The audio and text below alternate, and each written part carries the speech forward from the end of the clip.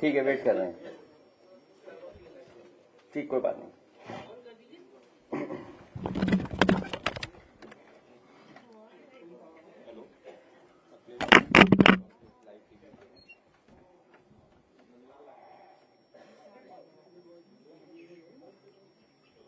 जब आपके कनेक्शन हुआ तो बता देना।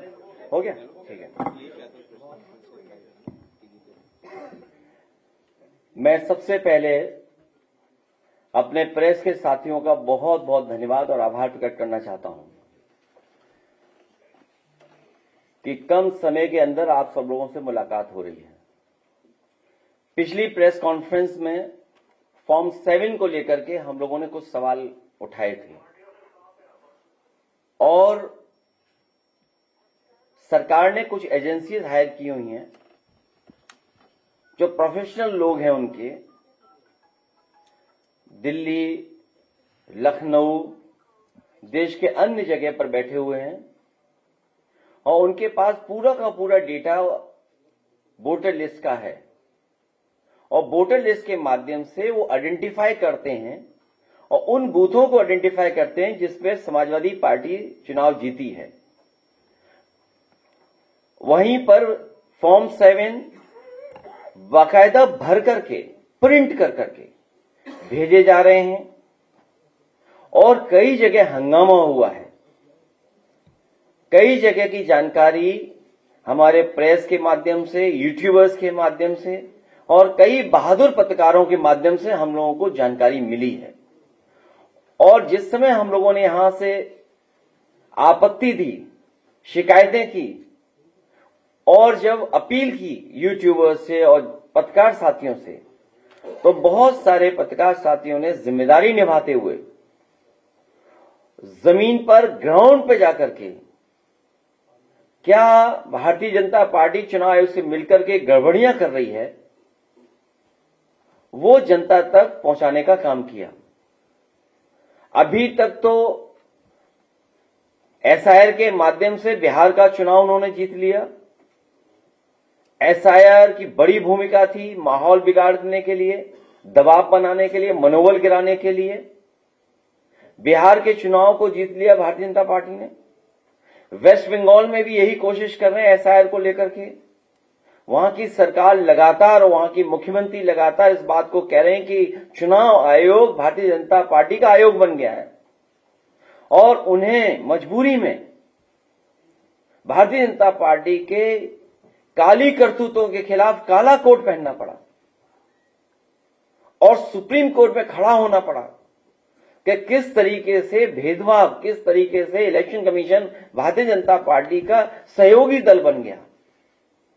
और यहां तक पिछले बाई इलेक्शन में और इधर जो देखने को मिला है, लगता तो यह कि भारतीय जनता पार्टी का झंडा आयोग को लगा लेना चाहिए।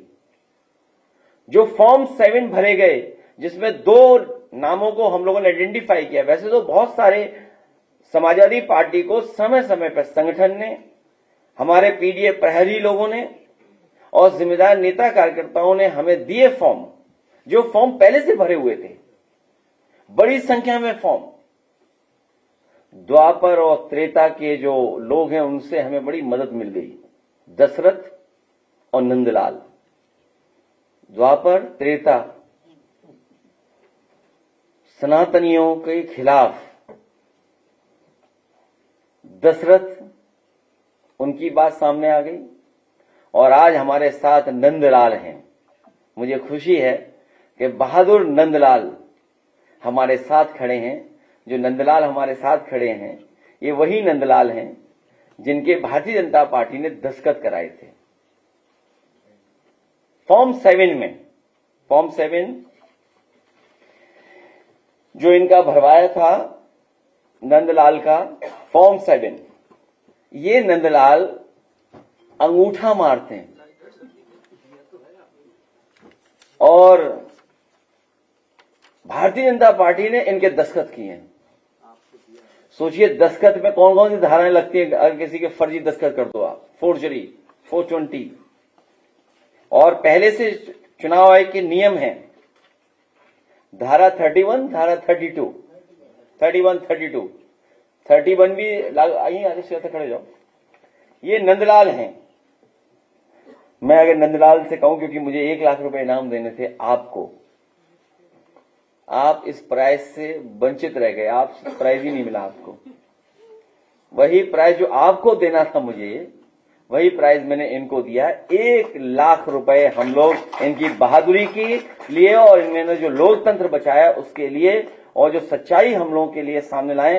अब भारतीय जनता पार्टी के लोग पीछे पड़े हुए थे इनके। मैं 1 लाख रुपए और इनके मंदिर निर्माण जो कर रही है, ये बहुत ही धार्मिक व्यक्ति हैं, देवी के प्रति इन्हें प्रति बहुत लगाव है। अपने गांव में ही, अपने घर पर ही मंदिर का निर्माण कर रहे हैं, दुर्गा मां का। तो हम समाजवादी लोग इनके मंदिर को बनाने में भी पूरा सहयोग करेंगे, क्योंकि देवी की वजह से ही आज इनमें इतनी बहादुरी, साहस आया है, और उन्हीं की वजह से आज भारतीय जनता पार्टी पकड़ी गई है बेईमानी करते हुए। ठीक, ये लोकतंत्र बचाने वाले प्रहरी हैं हमारे, पीडीएफ प्रहरी, पूर्व विधायक अरुण वर्मा और इनके तमाम सहयोगी साथियों जिनका नाम मैं नहीं ले सकता हूं। उनके प्रयासों से आज नंदलाल हमारे आपके सामने हैं। भारत निर्वाचन आयोग का नियम है, यदि कोई व्यक्ति मतदाता सूची से नाम कटवाने के लिए फॉल्स लिखित कथन करता है, अथवा कोई व्यक्ति किसी दूसरे व्यक्ति की ओर से ऐसे आवेदन प्रस्तुत करता है किसी विरुद्ध लोक जो 31 है, धारा 31, 32 के तहत एफआईआर दर्ज कराई जाएगी। तो अब हमें उम्मीद है कि भारतीय जनता पार्टी की सरकार भारतीय जनता पार्टी के नेताओं पर एफआईआर दर्ज कराएगी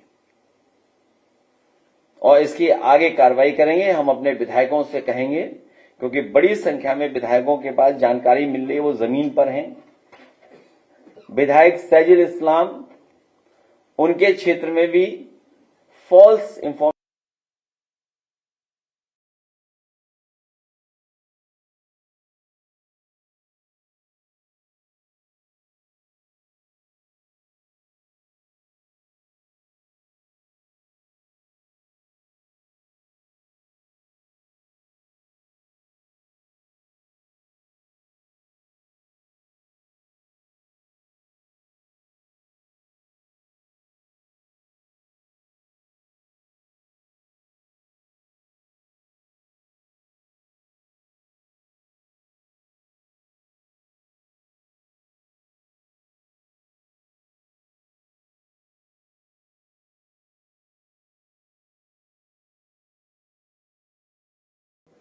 ये सभी विधायकों से कहेंगे कि गिनती कराने के लिए एक व्यक्ति लाइए आप, और तारीख तय कर दी है 16।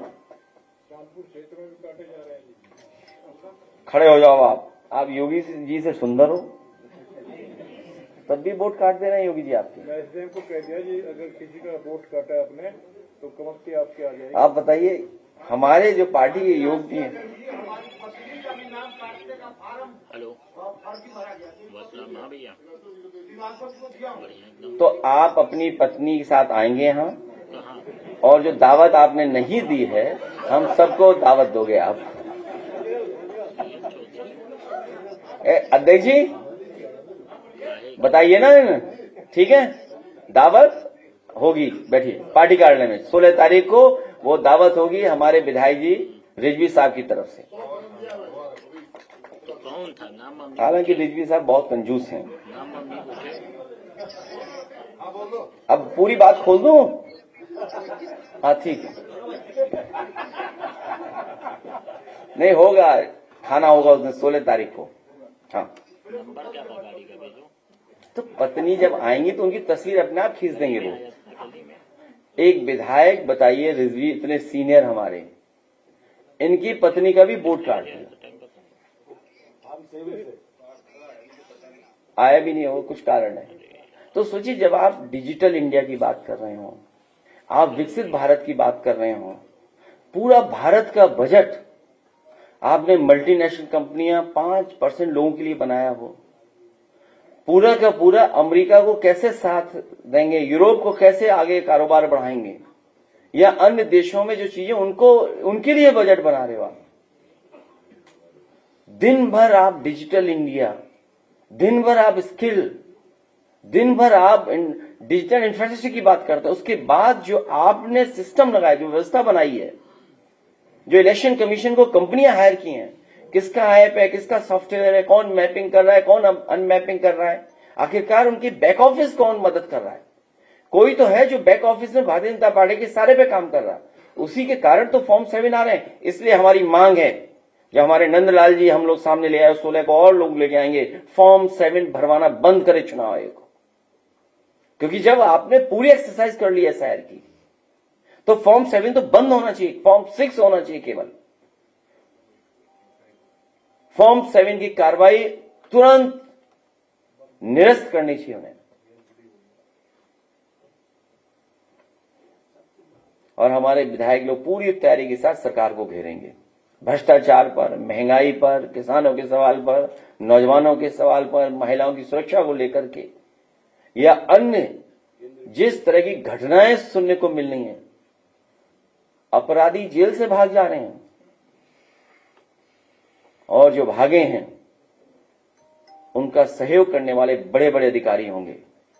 बिना बड़े अधिकारियों के कोई भाग नहीं सकता। और ये भगाए इसलिए जा रहे हैं क्योंकि दिन कम बचे हैं, सरकार का आखिरी बजट है,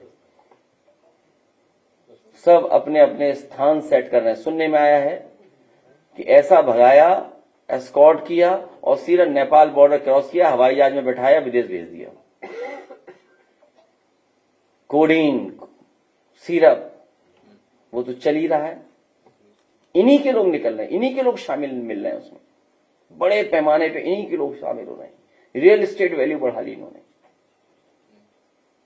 और जिस सरकार से कोई उम्मीद न रही हो, या जिस सरकार ने जनता को पिछले इतने वर्षों में निराश किया हो, उसके आखिरी बजट से क्या उम्मीद होगी हम सबको। इनको किसी की फिक्र नहीं है, ना किसान की, ना गरीब की, किसी की फिक्र नहीं है। और फिक्र होती तो इतनी महंगाई बढ़ती, इतना सोना महंगा हो जाता। ये हमारे विधायक या हम सब लोग जानते हैं, गरीब परिवार आज शादी नहीं करा सकता, इतना महंगा है हर सामान। सोना तो भूल जाइए। ये तो ऐसी स्थिति पैदा कर देंगे कि लोहे पर पीतल भी करोगे तब भी नहीं आप ले पाओगे।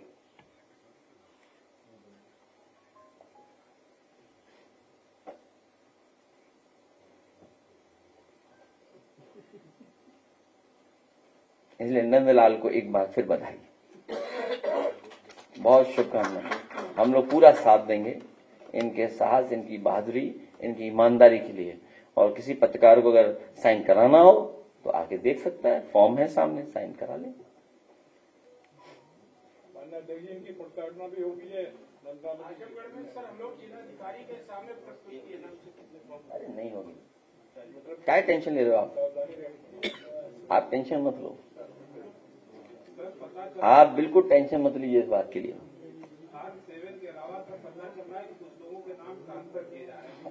वो जानकारी लेंगे समय समय पर।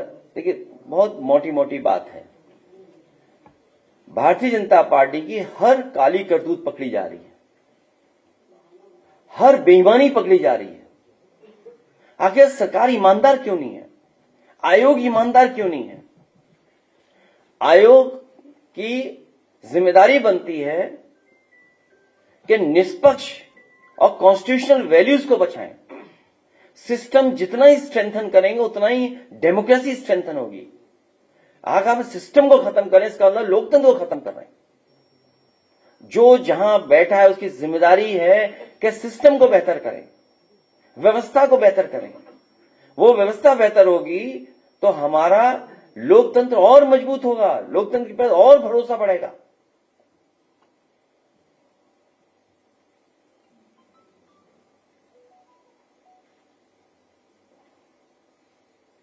कई बीएलओज के भी बयान सामने आ रहे हैं, उनका ये दावा है कि दबाव बनाया जा रहा है उन पर कि और बढ़ाए जाएं। आपने भी शायद सोशल मीडिया पर जो वीडियो बयान जारी किया है। बहुत से बीएलओ की जान गई है, सरकार ने अभी भी मदद नहीं की। सरकार दबाव बना रही है, न ट्रेनिंग कराई, न कोई उनको सुविधा दी है। उनको परेशानी में डाल दिया है।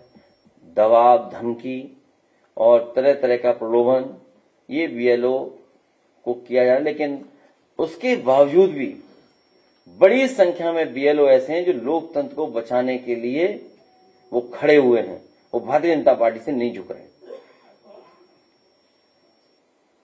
बनारस में जाकर पत्रकार और जन आदर्श भारत वाला बहुत बड़ा उजागर है।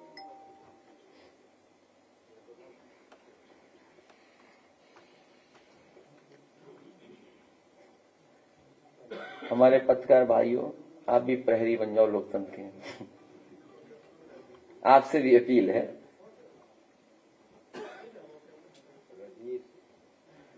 अब बीजेपी वाले व्हाट्सएप में भी चले गए, चैनलों में तो थे ही, व्हाट्सएप पे भी आ गए, अंदर अंदर पत्रकारों के व्हाट्सएप पे आ गए।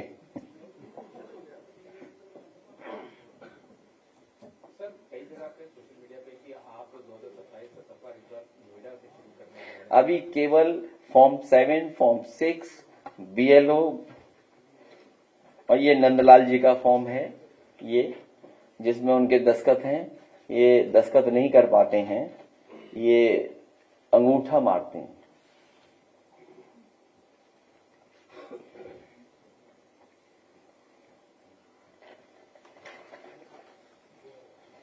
ठीक, धन्यवाद। क्या चीज? डील ने ढील दी है,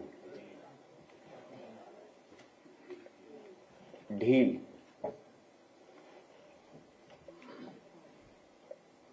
डब्ल्यूटीओ के बाद बड़े पैमाने पर बाजार खोल दिया गया है और बाजार खुलने के बाद सबसे ज्यादा एग्रीकल्चर सेक्टर, हमारे फार्मर्स, गरीब, इनके ऊपर संकट आने वाला है। एमएसएमईज कैसे कॉम्पिटिट करेंगे जब फाइनेंशियल इंस्टीट्यूशंस या रिसर्च, इनोवेशन और तमाम तरह का सहयोग जब सरकार नहीं कर पा रही है। सरकार जरूर कहती है कि एमएसएमईज हमारी इतनी हैं, लेकिन रजिस्टर्ड एमएसएमई क्यों नहीं है ज्यादा? और फिर आपसे सीधी सी गिनती की बात है, 0 बड़ा क्या 18, 0 बड़ा क्या 18? बीजेपी गिनती ही नहीं जानती है। आप बताइए 18%, 0%, इसमें बड़ा क्या है? लाभ किसको होगा? आने वाली चीज पर, जाने वाली चीज पर बीजेपी अभी भी 18 और 0 का पहाड़ा पढ़ा रही है जनता को। आप खुद सोचिए, 0 बड़ा कि 18? जिसको ये बात समझ में आ जाएगी वो समझ जाएगा कि डील नहीं ढील दी गई है, पूरा बाजार उनके हाथों में चला जाएगा। कई बीएलओ के ऊपर तो नौकरी का भी खतरा मंडरा रहा है, तो वो परेशान। बीएलओ नौकरी बचाने के लिए कहीं भी अन्याय नहीं होने दे रहे हैं। वो मन ही मन लोकतंत्र को बचाना चाहते हैं और पूरी जिम्मेदारी से बड़ी संख्या में बीएलओ मदद कर रहे हैं, क्योंकि उनकी नौकरी का खतरा उनके ऊपर मंडरा रहा है। अंतोगत्वा नौकरी किसकी जाएगी? बड़े अधिकारी बच जाएंगे, बीएलओ की नौकरी ले लेंगे। इसलिए बीएलओ अपनी नौकरी बचाने के लिए लोकतंत्र को खत्म नहीं होने देंगे। आपकी डील में मिल्क प्रोडक्ट्स की भी काफी वक्त से आपने मुद्दे को उठाया था कि जो वो, लेकिन आप कह रहे हैं कि एग्रीकल्चर और डेयरी को इससे कोई इम्पैक्ट नहीं पड़ेगा। जो आप सुना है एनिमल फीड आ रहा है। एनिमल फीड किसके लिए आ रहा है? एनिमल फीड के लिए रास्ता खोल दिया आपने। हमारा जितना भी बाजार में खाने का तेल इस्तेमाल हो रहा है, सोयाबीन आएगा। और लास्ट में सुना है कि अभी पूरा डिस्क्लोज नहीं हो पा रहा है, अभी और जानकारी हासिल होगी, अन्य में भी कुछ चीजें शामिल होंगी, अन्य आदि। इसमें कौन कौन से सामान आएंगे?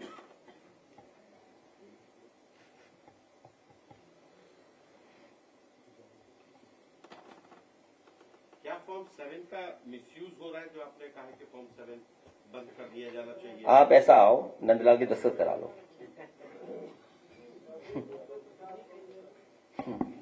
आप आओ, दस्तखत करा लो नंदलाल की, और ये नंदलाल का फॉर्म है, और नंदलाल ये खड़े, हम यहां खड़े, जानबूझ करके मुस्लिम मतदाताओं का वोट काटना। नागरिकता अगर है आपकी भारत की, तो आप वोट डालने वाले अधिकार है आपके पास, वोट का अधिकार है। इसीलिए कई बार का ये एसआईआर नहीं, एनआरसी था। ये रहे नंदलाल और ये रहा इनका फॉर्म। इसके बाद और क्या सबूत चाहिए आपको? आयोग बताए, सरकार बताए। ठीक, बहुत धन्यवाद।